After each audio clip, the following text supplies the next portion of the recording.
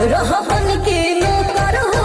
इने अब कदी चंदन के पिया जाताड़ा तू तो लंदन।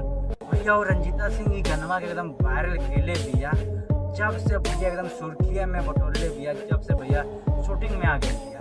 भैया उनका हाल ही दिन में एगो गनमा आवा था, छोड़ी के जोई ससुरवा देखे तू होकर गे हमरो के ले चल बनका के नो।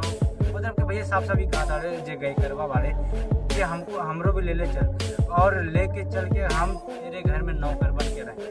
भैया हो शिल्पी राज के आवाज है जे कि भैया हो बहुत एकदम बवाल कर रहा है। 4 लाख चल गया भैया एकदम व्यू। और भैया हो एकदम लेके कहती है ना ऐसा ना हो जा तू शादी ब्याह कर ला काहे कि अब ये सब ना हो भाई। भैया एकदम गरीबी एकदम रेखा में, मतलब कि जीरो इन्वेस्ट में एकदम वीडियो बनल बा, लेकिन भैया पैसा खूब मारल बा।